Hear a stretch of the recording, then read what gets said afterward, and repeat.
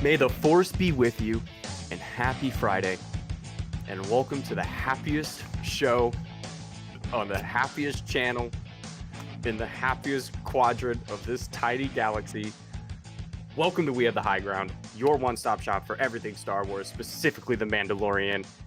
Welcome to the season finale review, Chapter 16, The Rescue. I'll be your host, Colin. Joining me as always is my brother across the sea, Pretty Brown Bogz. How's it going, baby? Told you, that's another name for another show. But for this show, yeah, man, it's like, yeah, is more than I expected. Like, what a time to be a Star Wars fan. And yeah, I can't believe they've done it, man. They've done it. And, you know, that was the number one thing I wanted from The Mandalorian this season to happen. And yeah, so yeah, can't wait to get into it. But yeah, it's a very, that's probably the best I've felt since Revenge of the Sith, I'd say, since watching that. So yeah, there's been some good moments. You know, I love Rebels as well, but this was like, I felt like a kid. I felt like a kid watching Star Wars, man. So yeah, so. But we've got a guest, of course. Joining us as always, Alan is he's here. He's part of the regular crew. guest.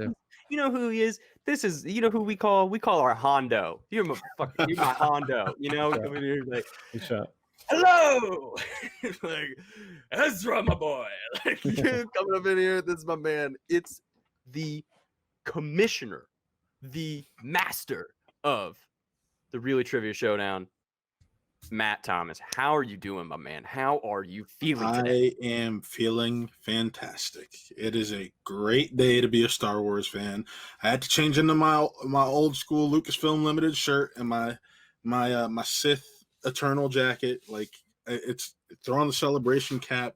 Yeah, looking good. It's just it feels good. You just want to bathe in it, man. You just want to bathe in it. I had to bust out a new one. This came in this week. Anyone? You could have told me we were getting dressed up, guys. I just finished work. I just straight streaming. So did I. I just preset my outfit. Whoa! Okay, that's enough. Let's get down to business. Why not? Bogz,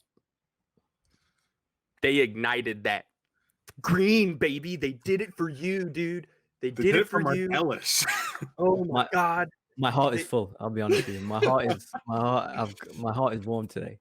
I saw something that I never thought I'd see. I wanted to. All my life, I wanted to see that. And yeah, it was fire.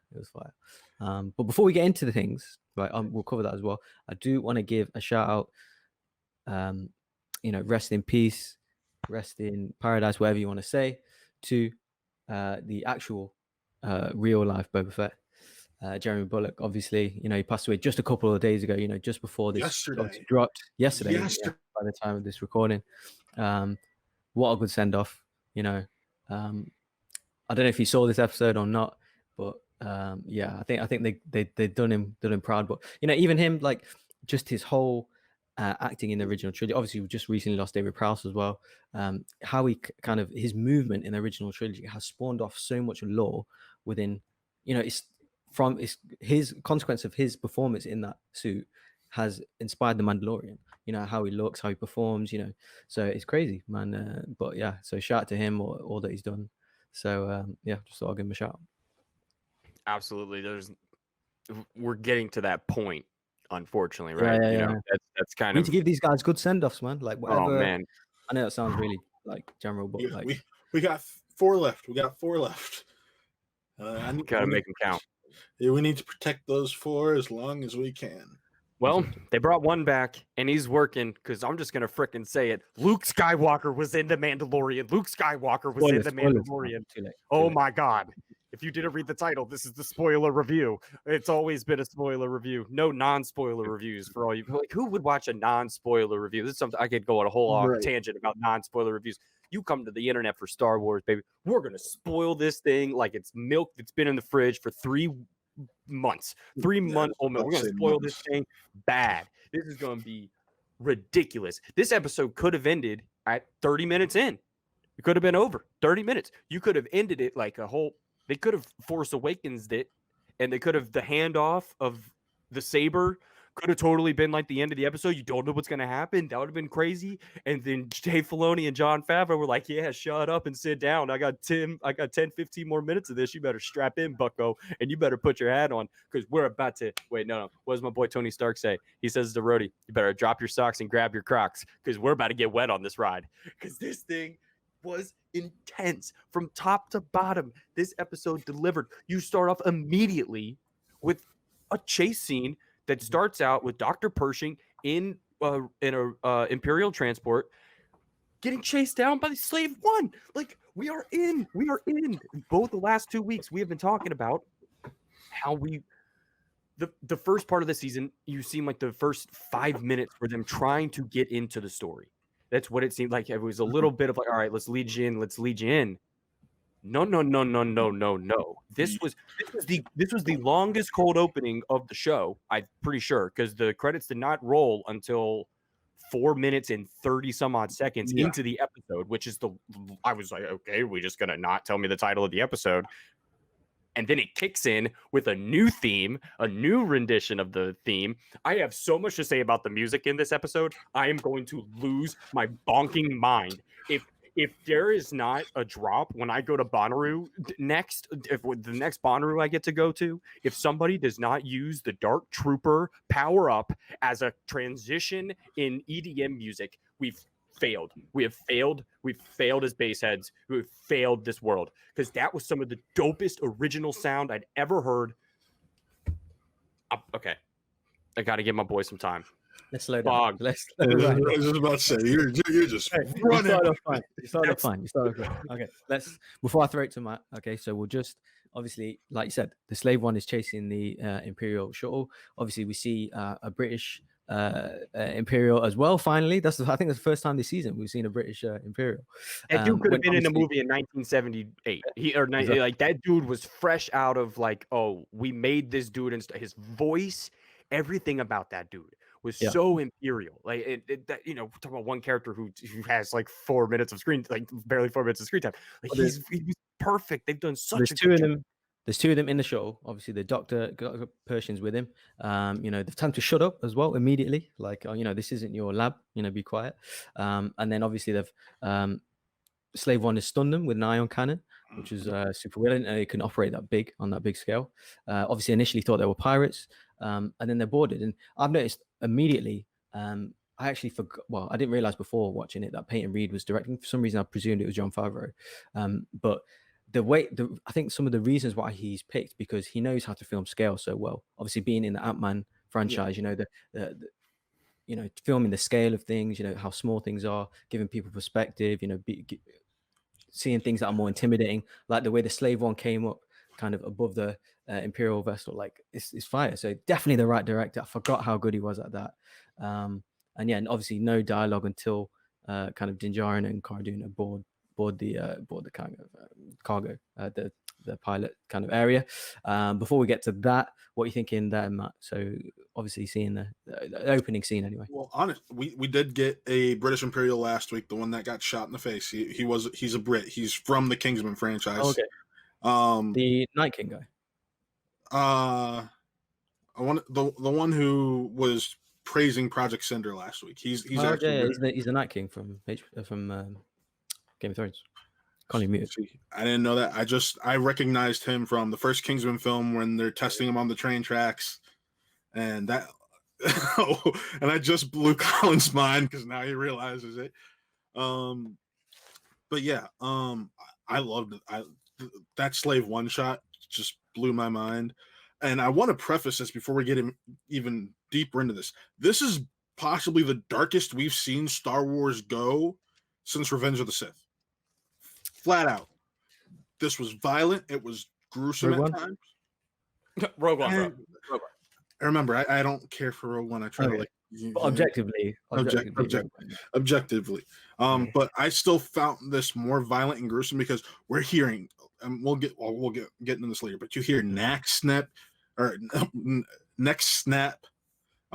You see spears go through people's neck. Like it's a brutal, violent episode. Just want to preface that, and that was, to me, what actually helped sell this episode even more.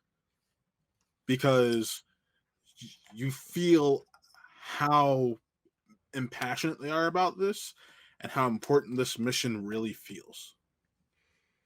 So yeah, then we learn obviously then they kind of confront the pilots and the doctor. We learn that, you know, well, first of all, the one pilot turns on the other, shoots him in the back, and then they've kind of addressed that, oh, you know, this guy's a wanted man, you know, he's a clone engineer. Then obviously they've had that little exchange with Cara Dune. You know, notice she's from Alderaan by the tattoo, which I thought was a nice little Easter egg. And then obviously they've had that little exchange from the kind of both perspectives of the Death Star. You know, that apparently the Republic is a like terrorist. You know, and everyone is happy that, you know, millions of people dying aboard the Death Star. So I thought it was like Cobra Kai-esque, where you saw both sides. Until he just got shot, and that was the end of it. But yeah, it's nice to touch those things. Yeah, she just murked him in the face. Like she had no. I'm like, he's starting to say, I'm like, she's gonna blast him in the face. She has no restraint. She's gonna just full. I'm like, and the second I thought maybe she's not, bam. Because he was dead close. The doctor was so poor close. Dr. Pershing's ears, guys. Like, I'm somebody who battles with tinnitus. Like, you know, from my marching band days, I got the hum in the drum, as they say in Baby Driver. And the poor guy, he's not gonna be able to hear out of that ear for a minute. I kind of feel bad for him. Yeah, and then pass. Go ahead, Mike. Sorry. You get to learn that Dr. Pershing isn't actually a bad guy. He's just like, I've just been roped into this. I'm not even really. He's like, he'll help him out, no issue. He's like, nope, go right ahead. I'm just doing what I got to do.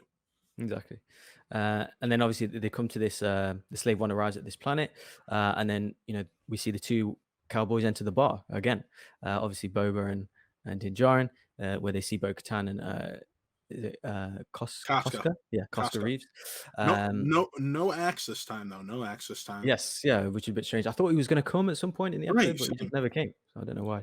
And then obviously they've had quite a few exchanges explaining that she needs help. He needs their help. You know, the kids. You know, they took the kid who did, you know, Moff Gideon. And then it kind of, I love how they just recognize Boba Fett's voice, like straight away. Like he's like obviously the bad egg. Can we go 10 minutes on this? Can we go 10 minutes on this? This is like, one.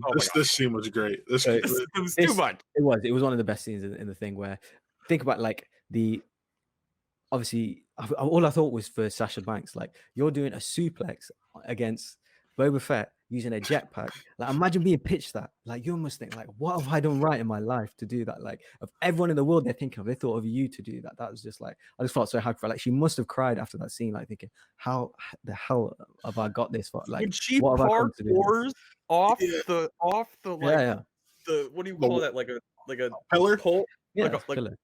A pillar, yeah, pillar. That's what, like a pillar in the room, and then like, oh my god, just the seamlessness and the way she did it. Like, oh, this ain't the first time she's ever done this to a dude. Like, come on now, like this is, oh my god. And she says, "I've heard your voice before many times." That calls him a clone to his face. Like, and that's what I was about to get to, because they retconned a retcon, which I loved. And because Boba, she's like, "You're not a Mandalorian. You're a disgrace to that armor." He's like, "I never said I was a Mandalorian." I was like, "Oh shit, we're gonna. I love this, and we're gonna piss a ton of people off in the process, because everybody just a few weeks ago was like, he's a Mandalorian." Exactly. Boba Fett can play the line, right? He can play the line, and even, you know, when he says like, "Be careful, princess," you know how he does. Like, if it was me, I'd just step back. I'd be like, "Yo, this guy's he's got a little army on him, like with his weaponry." You're just like, no, this guy's too much. With these girls, you know, they stand straight up to him. You know, they ain't taking his nonsense. You know, he's not as, you know, they see themselves more legitimate than him. And yeah, they push straight back on him. And then obviously they've established, you know, they need to kind of team up to get the child. Obviously, obtain the Imperial cruiser, Moff Gideon's one. So yeah, loved all that. And you should mention, they were not willing to at first. She's like, "I'm not going to help you. You're not going to be able to find him." Well, he's like, "I beg to differ, because we got his coordinates, and we're going to go one up right there." Yeah, and then she's obviously explained about the Darksaber to him. You know, I need it, you know, to rule, etc. And then, and then we find and then she's obviously explained as well, garrison of dark troopers. Oh no, sorry, they've obviously boarded the Slave One. They spoke to the doctor. They've explained the blueprints of everything. They've mentioned what kind of compartments are where the dark troopers are, where the child is. So we kind of know the layout, and if you kind of remember that stuff, you kind of know what's going on in a few later scenes. But yeah, like you said before, Matt, that the doctors, you can say he's not evil, right? He's just he's just working for a guy trying to survive. Yeah, pretty much. Which is obviously he's helping them trying to make my way through the galaxy. Exactly. So I think that's just a general theme of the show. We learn that from Mayfield. We learn Mayfield telling Din Djarin that throughout the episode, giving him lessons that sometimes whatever your background is, you can go another way, where your place is in the galaxy, choices that you make. We've seen that theme throughout, especially like the last half of this season. So I found that super interesting. And then we've established that we've got a little plan. Slave One chases the set up this kind of fake chase thing, where Slave One chases the Imperial cruiser that they've got, and then boarding this Moff Gideon's cruiser, which I love that scene, like kind of folding the wings just in time, landing against the kind of Empire's will. So yeah, that was, and then obviously the TIE fighters being, TIE fighters launching out and chasing the Slave One. I love all that stuff. So again, seeing Peyton Reed's kind of skill set all in full display, seeing how it looks kind of in the Imperial kind of vessel, seeing the TIE fighters launch, the scale, the kind of the depth and things like that. So I loved all that mini chase scene from Slave One, Colin. Oh, like that is like, I love space flight in Star Wars. It's some of my favorite stuff. Like one of my favorite scenes of in Star Wars is the opening scene of Revenge of the Sith. That's the feeling I got from this episode, of which Clone Wars has now looped back and told us how we get to that moment, right? But before you knew how they got to that moment, I just appreciated all right, we're in this, like, fact of the matter of how that approached it. And this just kept it going. But the space flight aspect of it is my favorite part. You're able to experience things that, like, it takes you out and brings you in at the same time. And then cutting in with Moff Gideon's little, what do you call it? Where are they? The part of the ship. What do they call that? The bridge. He's on the bridge. And him and that girl has been crushing it. That's the one thing. The past couple episodes, his assistant, like, she's bad. Like, if you're hanging with this dude, like, from all the stuff we've heard, like, how do you get into Moff Gideon's crew? Is one thing. Like, and they just fly. It works perfectly. The plan works perfectly. That you think it's not going to work, and you could tell he knew. Moff Gideon knew something was up. The look on his face is like, I know that voice. I know that voice. Something's not right here. I did have a vibe, and I don't know if either of you remember this.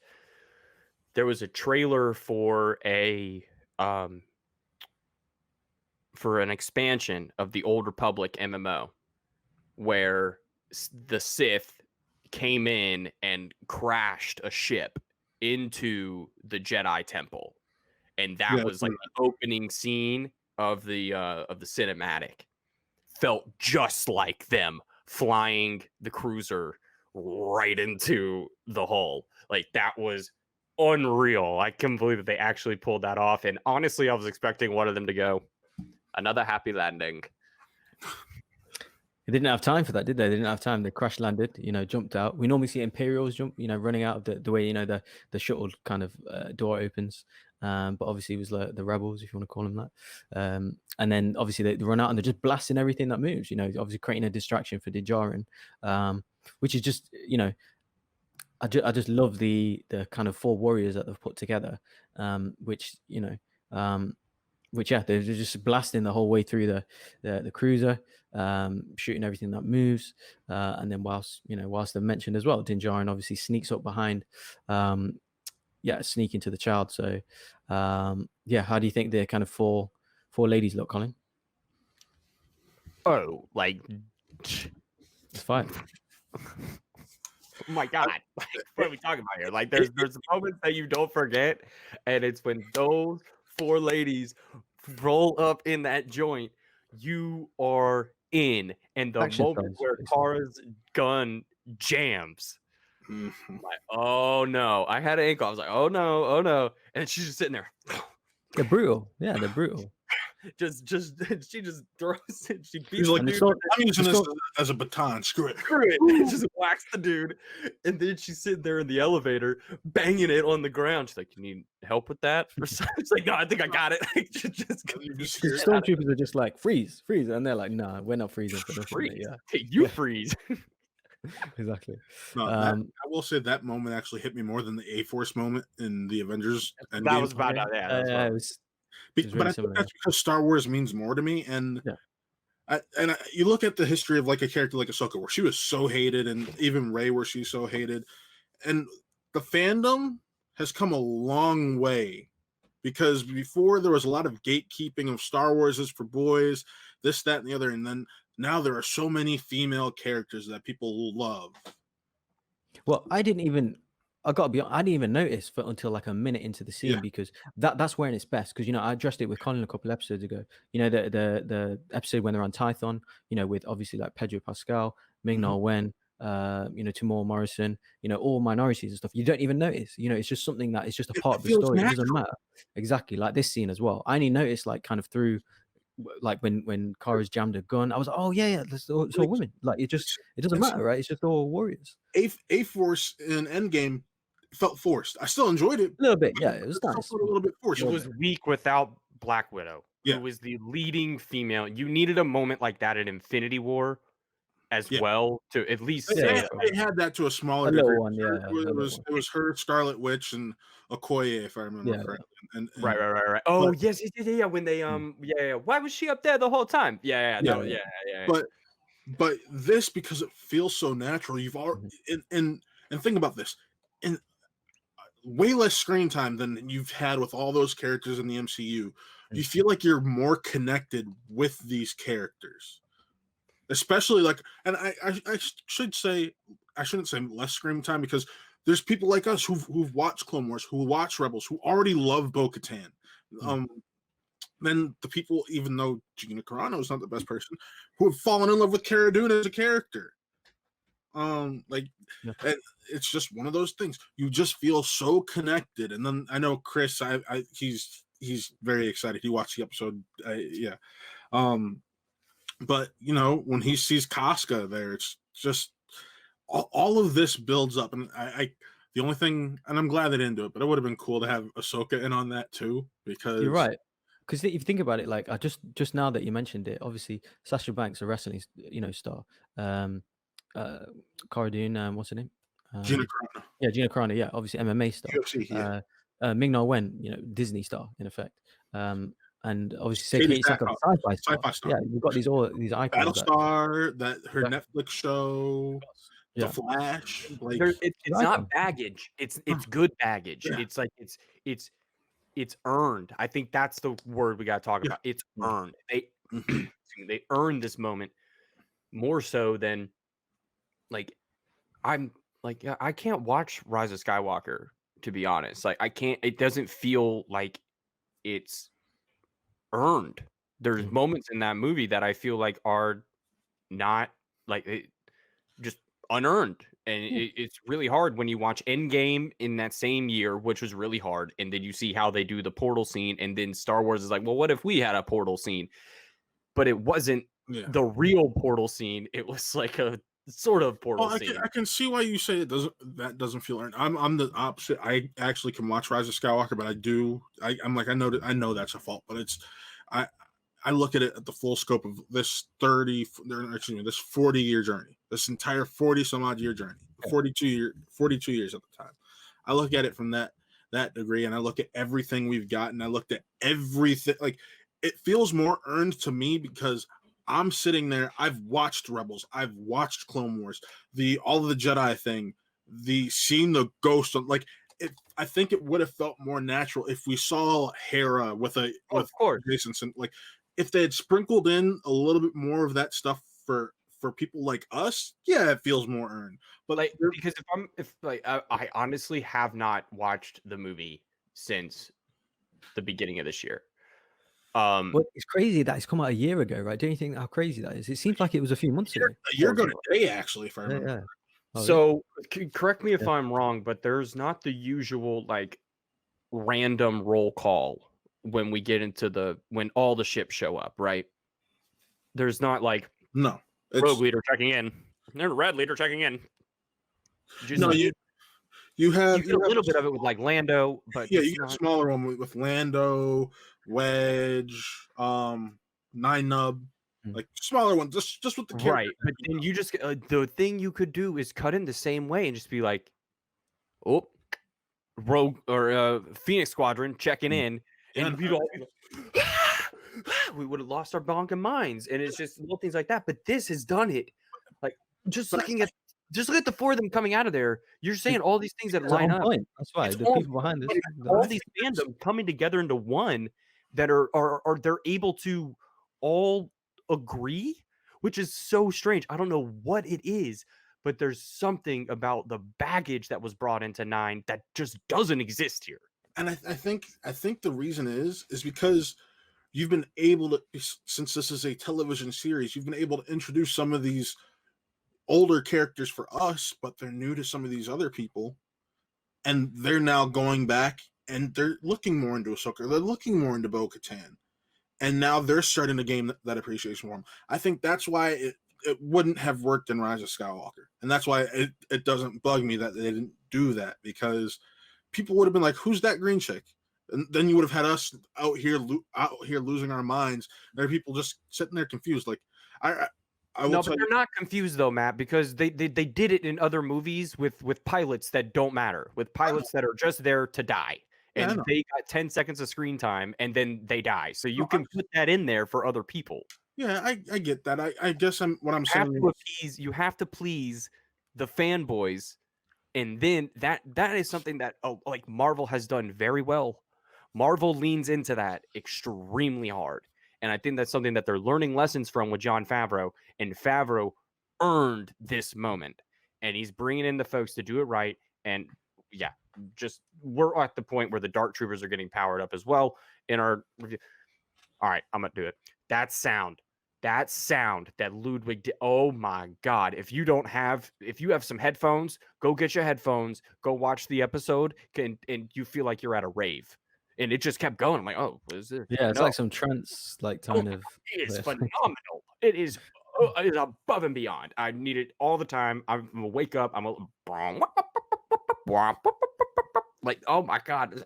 And they start turning on. The eyes are turning on. And we learn more about the Dark Troopers as well at this point. Before we go on, they've fully gotten rid. These are not the Dark Troopers from EU.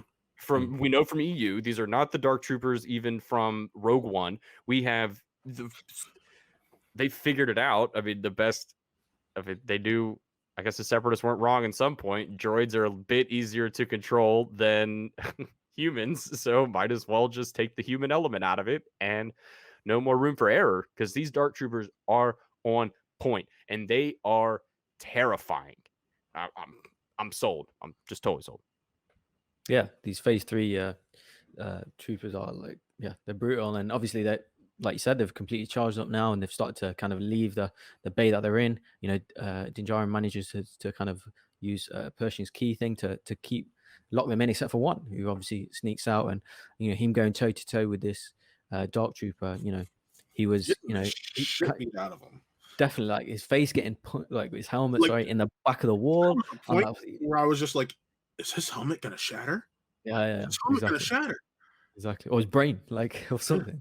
What did that be funny? Put him in the concussion protocol. I think we got to put him in the concussion protocol for the NFL. I think he might need to sit out next week.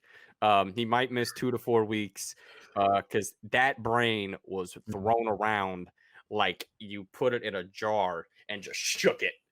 Like, it was unbelievable. Like, he was pushing him into the wall. He's like, we haven't seen this man take this much pain. I love the way they punch, you know, like the technique that they, you know, to punch through walls and doors and faces. It's awesome. And obviously they used. Go ahead, Matt. Sorry. You brought you thought it was gonna blow up his brain. I'm sitting there, I'm like, wouldn't it be hell if Pedro Pascal died on 2 different shows the exact same way? Yeah, true. Could I'd be lying if I said it didn't cross my mind. yeah.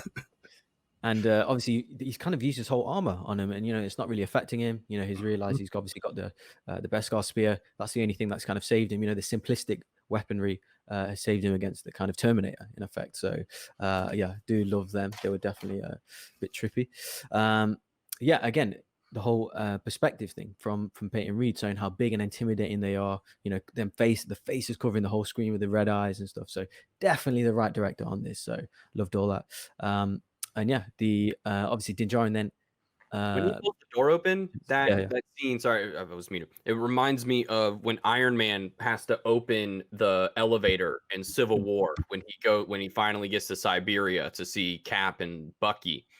It's just the framing of it. There's just that. I mean, Matt and I could get freaking nerdy on the framing of each shot, but like Peyton, whoever your DP was on this, hire that man for every job you got, dude, because everything was amazing. It was all like you were talking about scale, Bogz.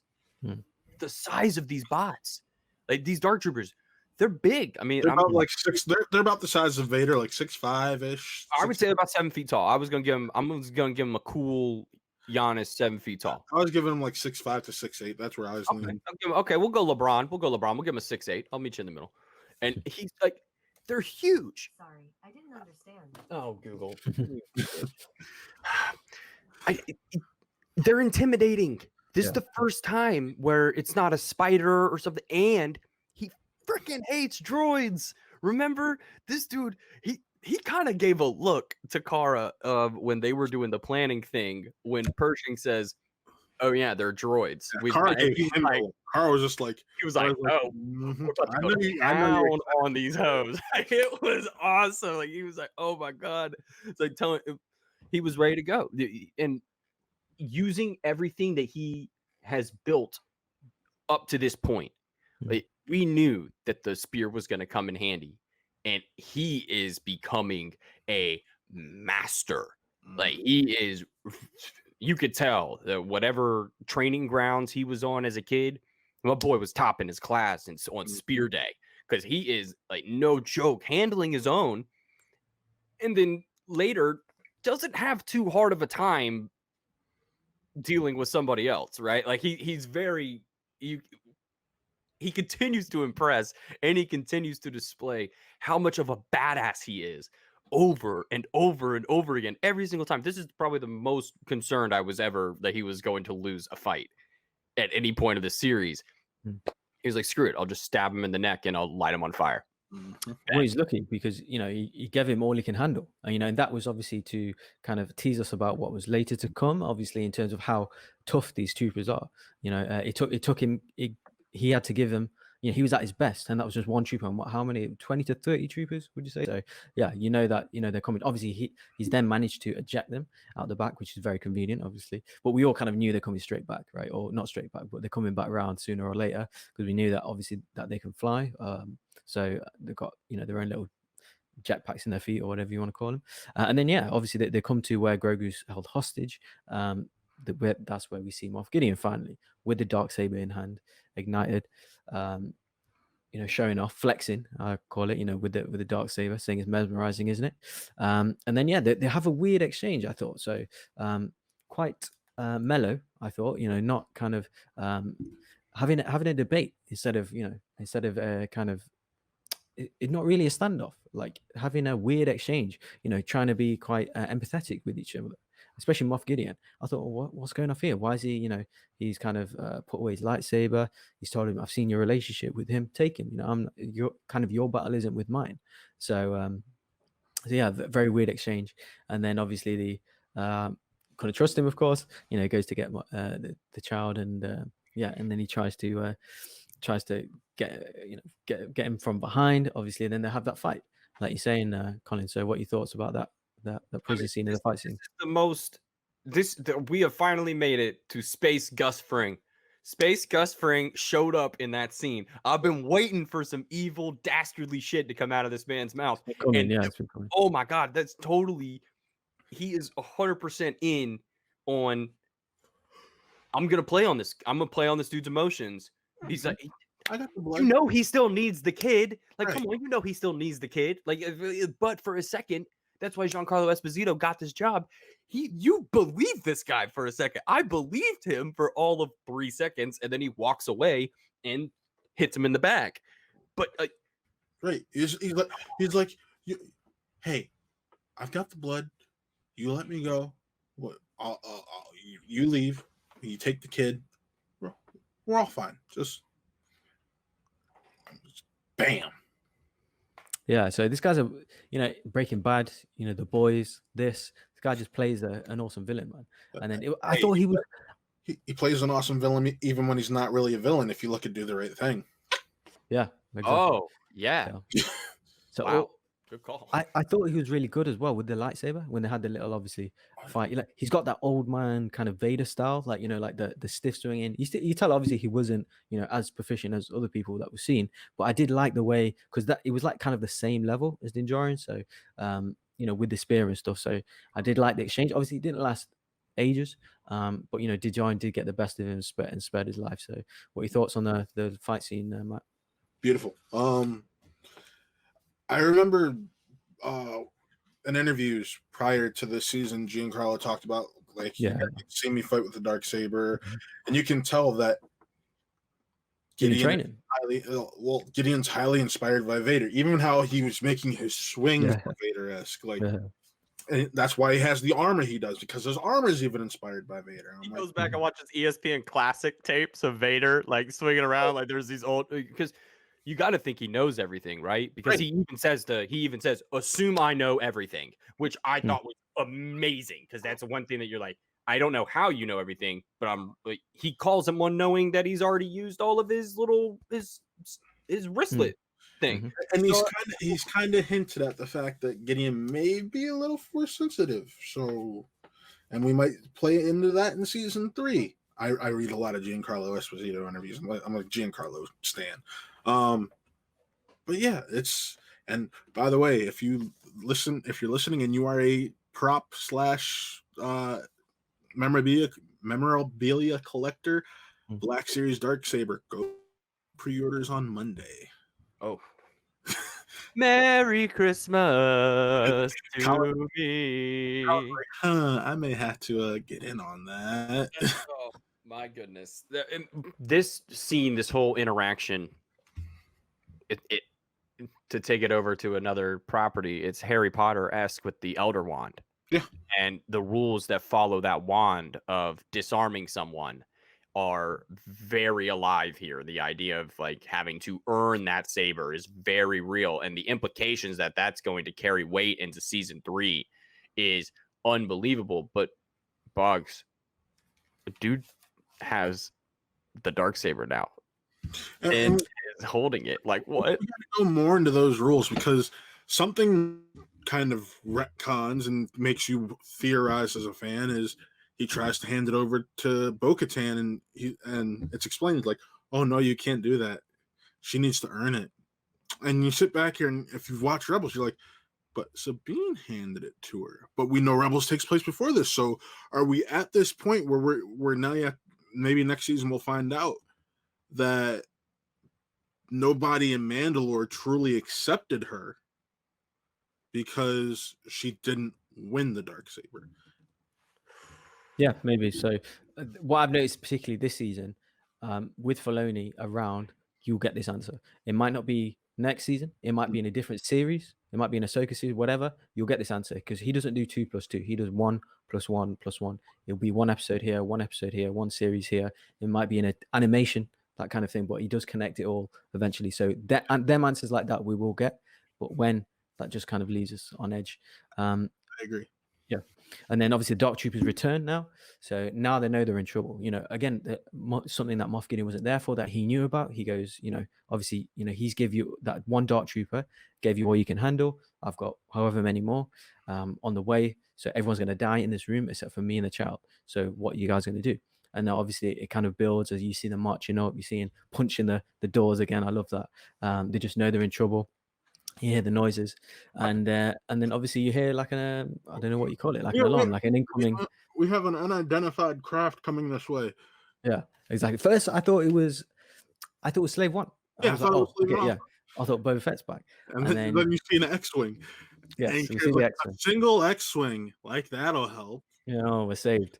So initially, I thought it was maybe, I thought when it first came, I thought, oh, there's going to be a few more, like it'll be Filoni and the other guys, you know, maybe Cara Dune's told him, because I thought, where's Grief Karga in this episode? You know, normally he's kind of Grief sat has only hand been behind. one episode this season. Yeah, I thought it was a bit weird.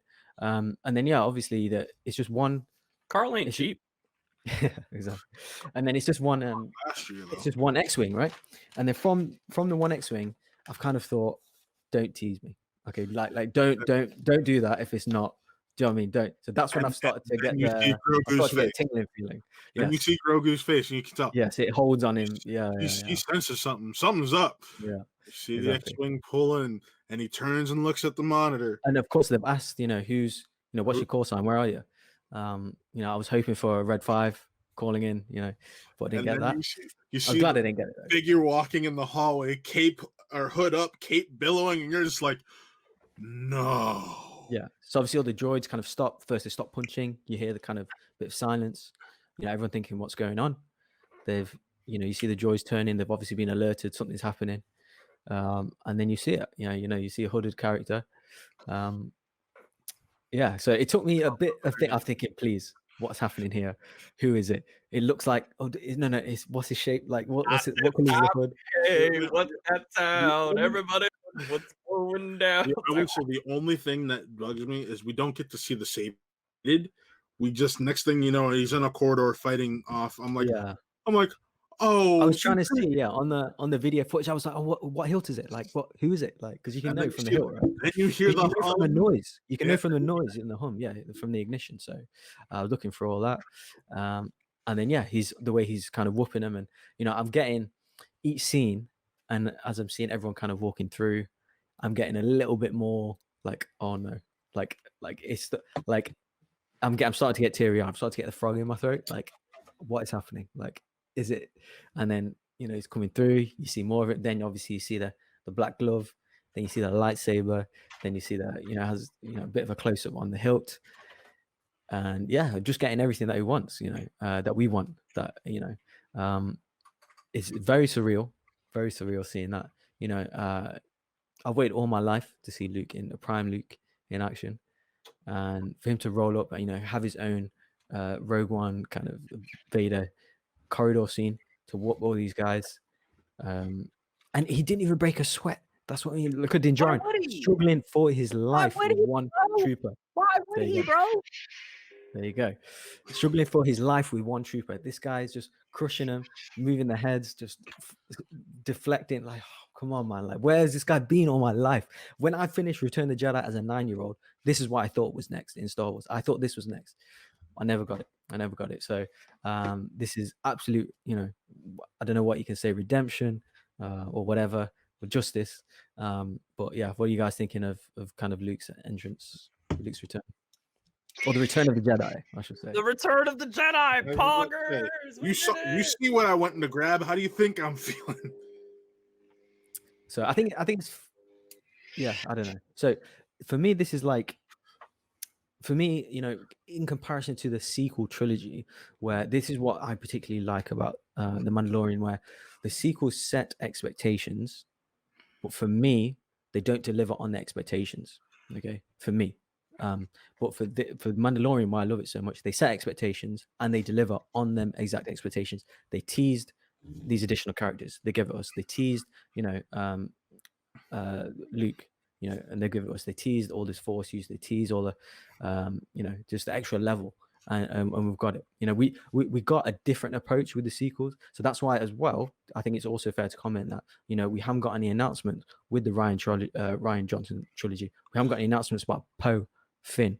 It's been hinted at that they're trying to move on from them, because of the diversity due to their opinions that was made as a consequence, you know, of not sticking to what you've. That's right. We hate white people getting jobs in the industry on this show. Rian Johnson, I'm sorry, we gotta get Taika Waititi in there. So, excuse me, white men. Well, here's the thing. You do have to remember, and Daisy Ridley has actually. I remember there was a quote from a few years ago where she said JJ wrote treatments for all 3 films. Sure. And then Ryan did his own thing. Yeah. And I think that and I love all three films for different reasons. I do love the sequel trilogy. I love it more than the prequels. But I think ultimately that's where I know Colin's in shock. Yeah, we really need to rank our movies because I think and Sol, obviously our other guest, has a very similar thing, and I think mine are like the complete opposite. So it'll be really fun one day. But sorry, carry on. But I agree with you. It was the process. They let the first two directors do what they wanted to do, and that's what kind of screwed them when it came to Rise of Skywalker. That's why it didn't feel like it would pay off, because that first third or so of the movie, it felt like JJ was redoing everything Rian Johnson undid, or however or undid everything Rian Johnson redid. However you want to put it. It's just one of those things, but I still love each of those films for a different reason. I'll probably get some hate for this. I prefer Rise of Skywalker to Last Jedi, but that's just because. Wait, Colin, I have two separate lists. I have two separate lists. I do too. I have my list of films I rank based off of quality of film, and I have films I rank off of enjoyment. For example, the top of films of quality is Empire.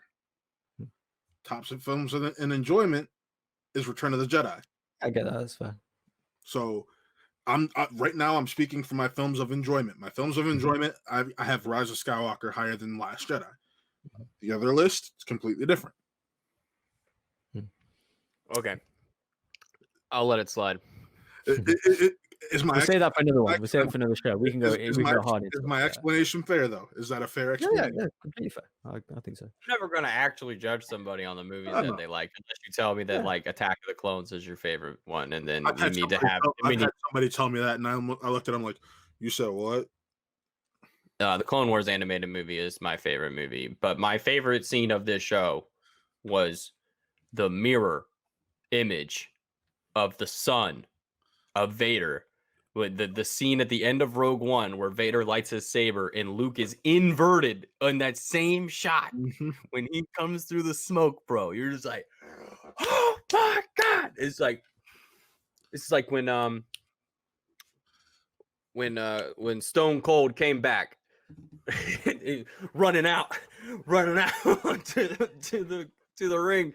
Luke's coming back for this thing. Like, this is like, where was this? I told you when we were watching. Yeah, exactly. I told you when you were watching. I could tell. In fact, I forgot to mention. I could tell by his technique that it was Luke. Like the moves that he does. Yeah, like his father. Like him. The kind of the backwards stuff that Anakin does. The front. Well, I forgot all the names of the moves. Of the behind the body shot we get of Anakin when he's going off on the Separatists in Revenge of the Sith. It's the movement, the style. Yeah, I thought it was like Luke in Return of the Jedi with Vader, like the same kind of style, which is my favorite lightsaber scene, by the way. But yeah, then obviously is your favorite lightsaber? Yeah. The emotion, the music. Yeah, just there's too much fire. The Emperor laughing in the back, like it's awesome. But anyway, they approach the, he has his his Vader corridor scene, and then then like Colin said, the blast doors open. Obviously Grogu's gave Din Djarin an indication that this is the one. They open the blast doors. He kind of puts away his lightsaber. Initially, what you guys kind of, I'm wondering, Matt, what you guys thoughts about the look. So I've seen a little bit of criticism that is maybe a bit CG heavy, maybe that kind of thing, or as opposed to maybe using Sebastian Stan, that kind of thing. So I personally loved it. So again, I thought it was very similar to like Tarkin in Rogue One, that kind of thing. I like that stuff. I thought it looked great. I'm not 100% sure. Obviously, they haven't 100% confirmed yet how it's been done. Obviously, we know Mark Hamill was. We'll know in the upcoming next week. That starts next week. Yeah, we know Mark Hamill was credited, but we don't know how. Was it CG or was it mocap? Kathleen Kennedy now. I can hear her now. We actually used the same process as we did on Leia and Rogue One. That kind of thing, yeah. So, what do you think of the look, Matt? It wasn't perfect. There was parts like, oh, this is great, but when he's talking. Like the thing that sold me was the voice. Hmm. But if you look at the actual CG face when he's talking, it looks a little off. It looks more uncanny valley than Tarkin did at times, but I felt like Tarkin looked more believable to me. I felt like the Luke I got, even though he didn't talk, the Luke I got in Rise of Skywalker was more believable to me. This one looked a little bit off.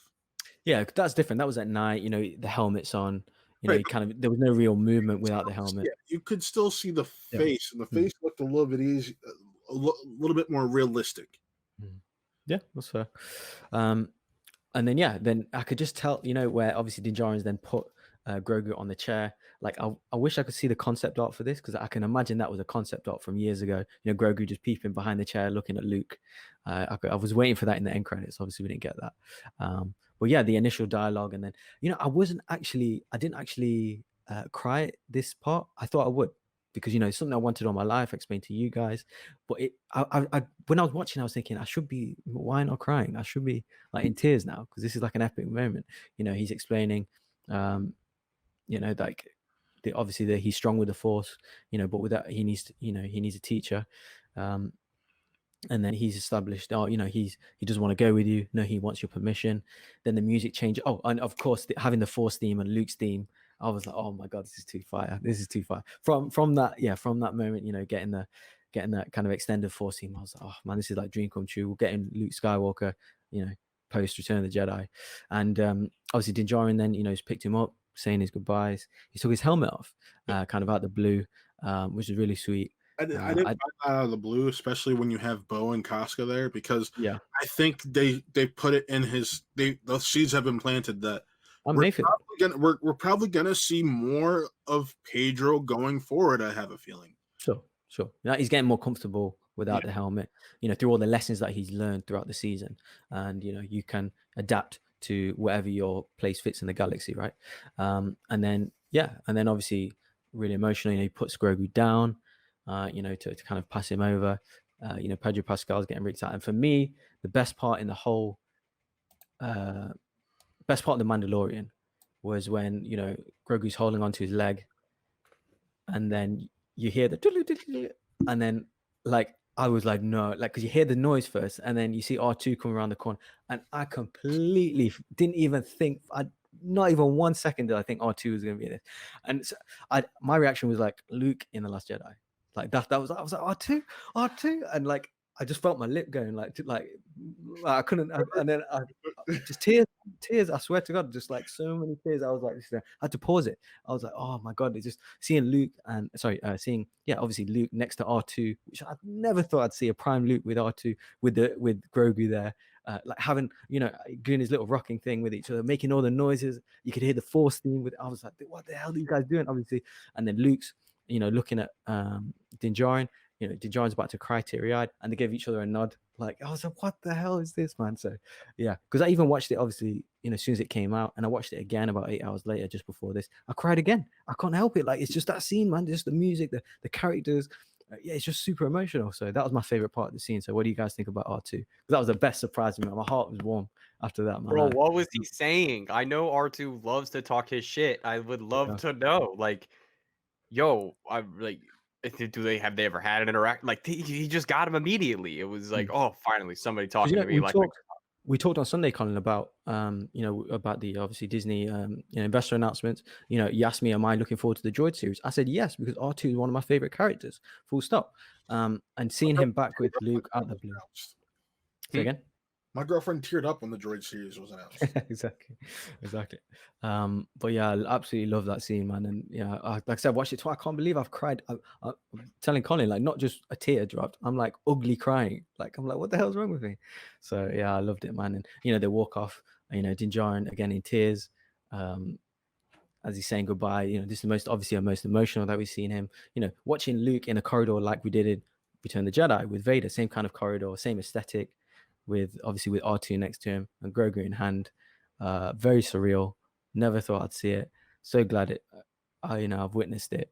And yeah, like I said, this was my number one thing to come out of the Mandalorian. One thing I hope for, like I did in the whole, like I said, the sequel trilogy. I know I'm banging on the sequels a bit, but some things I had this same mindset approaching the sequels, and I literally got nothing that I was hoping for.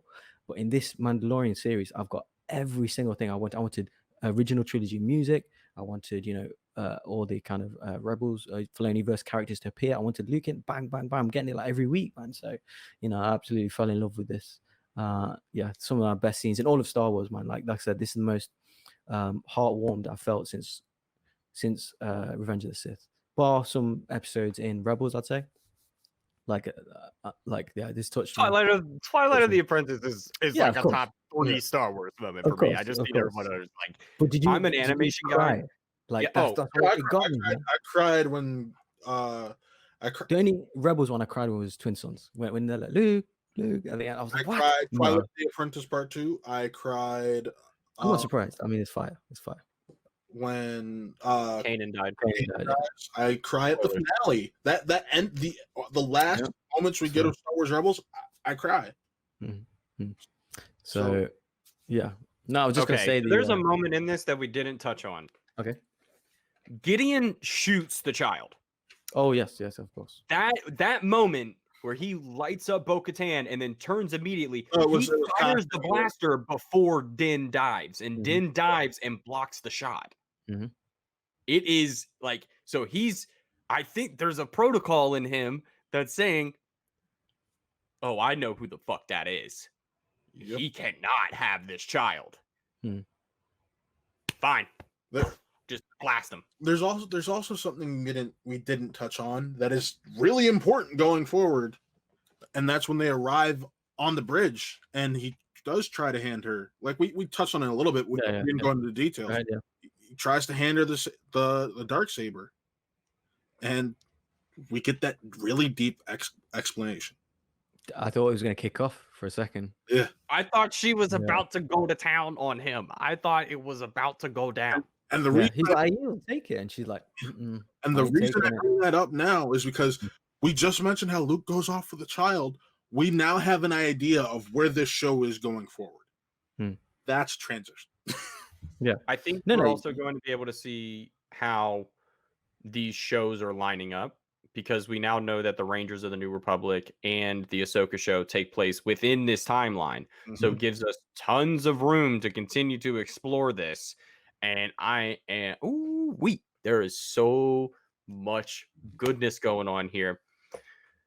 So I think they're actually trying to. And I honestly expected. We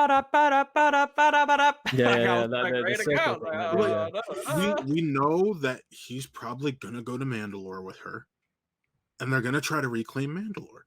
Sure, that's what they're teeing up, right?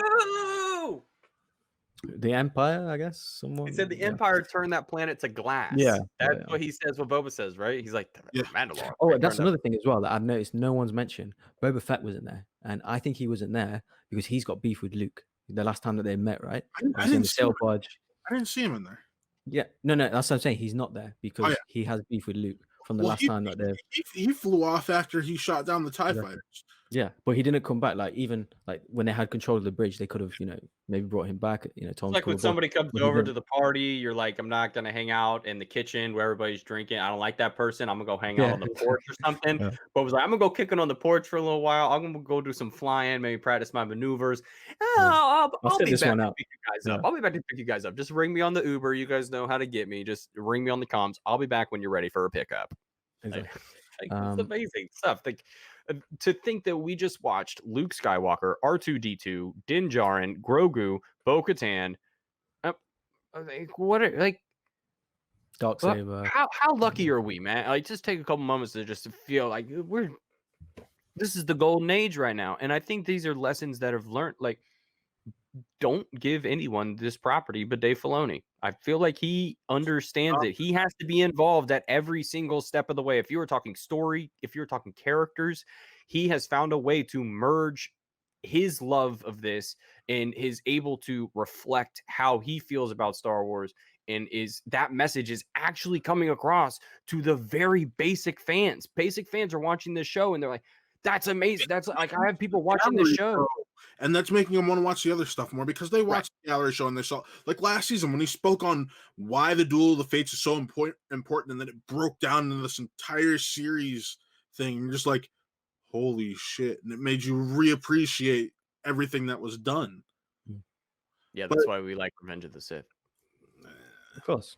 But yeah, like as well, people are see a little bit of criticism about having I think it's fair to touch on like Luke being in it. A lot of people didn't want Luke in it, didn't want to see Luke because where does lead? Because we know where he ends up, that kind of thing. So, but for me, so the reason why I'm completely okay with it. For me, actually, where Luke's story goes now, I actually don't care. So because between now and the next time we are aware of Luke, which is 5 years before, we know obviously the fall of his Jedi, which is 7 years before the events of Force. Exactly, right. So that's when Ben forced the dark side. So now we've got about 20 years of history there. So Grogu could have gone off after 5, 10 years, 15 years. So there's so many other things that could have happened here. Exactly, yeah. So many other things that could have happened in this 20-year span. So I'm good. Like I'm not worried. Oh, did Grogu die in the fire? Did Ben kill him? No, there's so much history there. You ain't got to worry about that.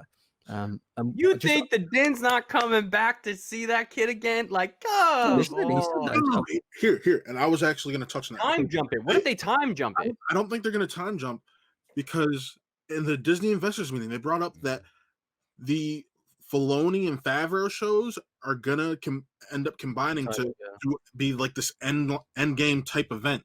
Mm-hmm. So my idea is we may not see the child again until that event.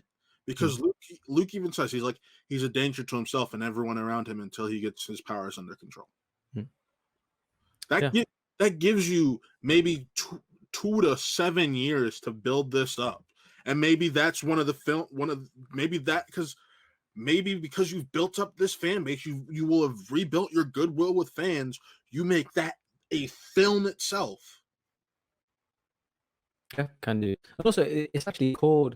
I think I addressed this before, but it's called The Mandalorian. It's not called The Mandalorian and the Child. It's not called Mandalorian and Grogu. It's his story.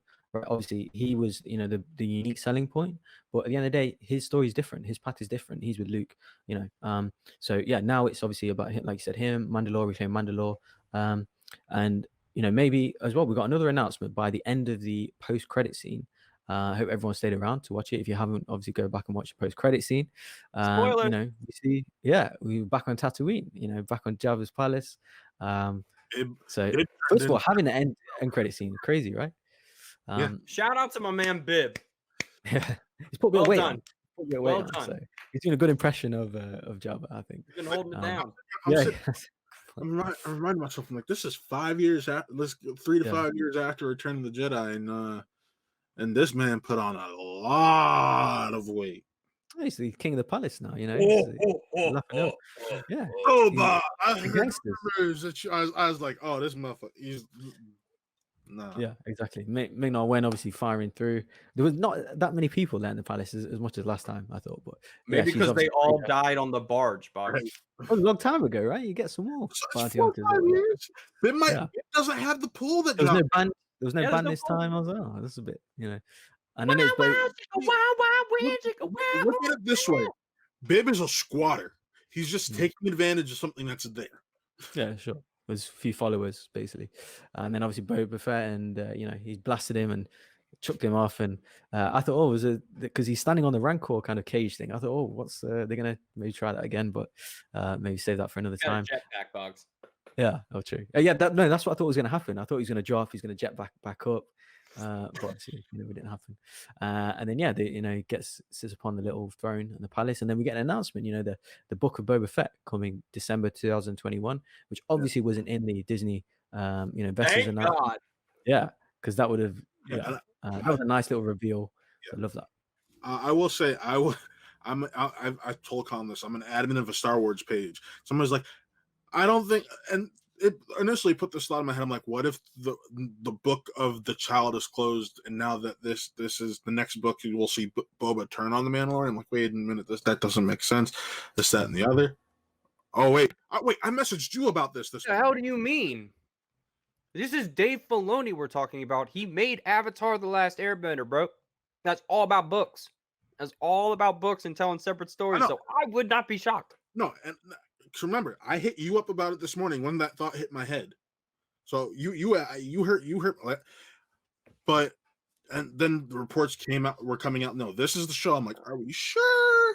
Are we sure? But it would make sense to me. But the thing is, if this is its own show, and Mandalorian season 3 was confirmed for December 2021, are you really going to have two shows run congruently at the same time? Yeah, bro. You got one on Friday. You got one on Wednesday. I figured one on Thursday, one on Friday, so it's back to back. No. You got to have time. You got to have time.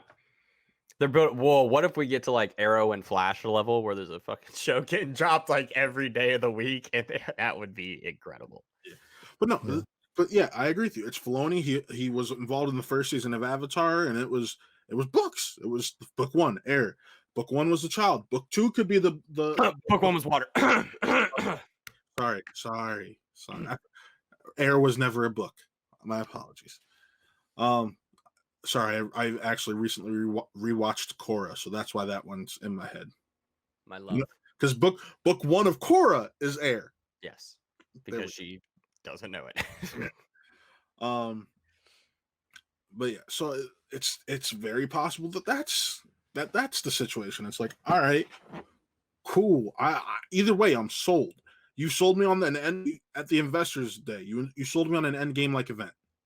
You tell me there's a Boba Fett, that the next book of this show itself is Boba Fett, which maybe sees him turning on them and trying to become the ruler of Mandalore. That's the first thing my head popped to, because at one point in the EU, he ruled Mandalore. Yeah, because it does look good on that throne. Mm-hmm. Yeah, the gangsters around Jabba's palace and that whole, with all the huts and everything. So that's always been a rumored series, even from Legends and stuff. So yeah, it's definitely one to be excited for. But yeah, just overall, man, just love where the season went this year. Obviously, we're going to do a review on Sunday, with the other kind of Pop Talk guys. But yeah, guys, any final thoughts, Colin, on this season, on this episode in particular? Well, they converted me because I sat here on the show adamantly last week saying I did not want Luke Skywalker in the show because I felt like there were other avenues they could have gone. I feel like we could have seen Cal Kestis come in there. It would have been just as, and then where do they go? But then that's more open-ended, right? We actually have things to go off of where Luke's going. So for me, it was a present I didn't know I wanted. I don't know. It's like I don't know. I've never been so flipped before on something like this because I'm usually pretty adamant. Like, no, I don't like it. Like, if I'm not going to like it, I'm usually going to stick to my guns on it. But man, I loved it. I absolutely loved it. The introduction. I don't care about the CGI, y'all. Like, I honestly do not care. I couldn't care less. And if that's what people are going online and ranting and raving about, you can go find those 9 minutes videos and talk to those Colin, people. These are the same people. I still loved the actual piece of it. Yeah. Like, these are the same people, Colin, that will say, "Oh, I don't want to see the original trilogy or prequel trilogy characters. I want to see new characters moving forward." Like every single announcement we've got, or pretty much everyone is revolving around older characters that we have.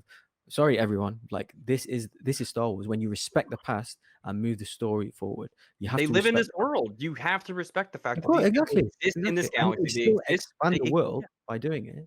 So yeah, I'm so glad Filoni and Favreau of this mindset. Some people aren't, which is fine. Respect your opinion, but this is the way. This is Star Wars. When you respect the past like this, respect the law, and then move forward, progressively. So, and something I actually did want to touch on. We know Kathleen Kennedy's contract is up next July. Normally you hear about an extension a year out. We have, realistically, we only have 7 months left. Yeah. Do we hear about an extension soon? Things have been rather quiet on the Favreau front in terms of him picking up directing gigs. Mm-hmm. Do we see a Favreau take that place? Possibly. I think she will step down. She's been doing it long enough. She has left a legacy. I'm not allowed to talk about Kathleen Kennedy on the internet anymore. So why?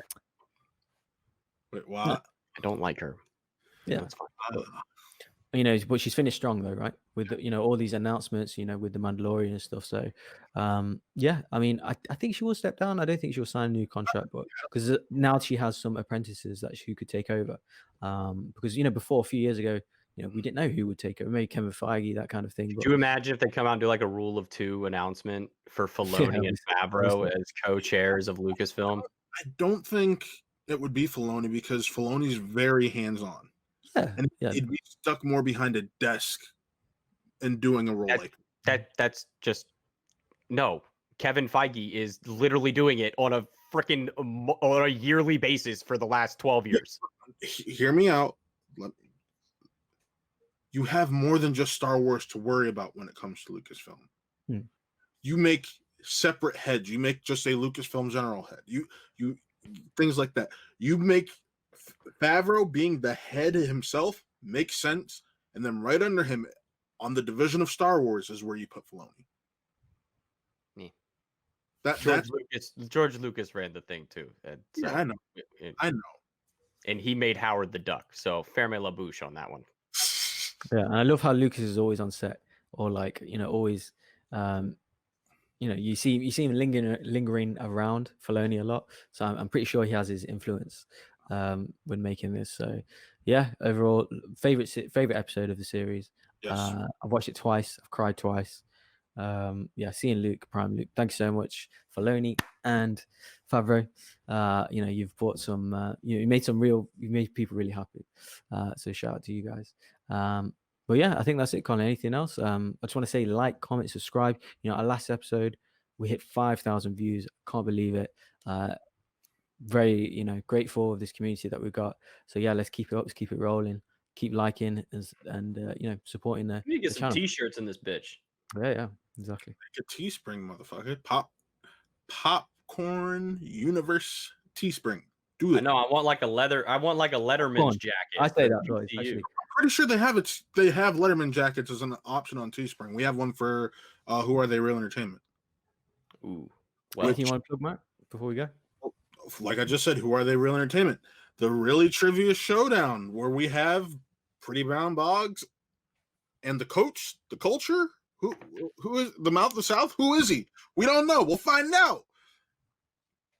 But you get my introduction at the Inner Geekdom match for your. I was about to say we'll find out at Atonement. That is our big event that we're going to try to have out either at the end of this month or early January. That's the aim. And then Who Are They Real Entertainment every Sunday night. Spin from the Real, our Schmodown show.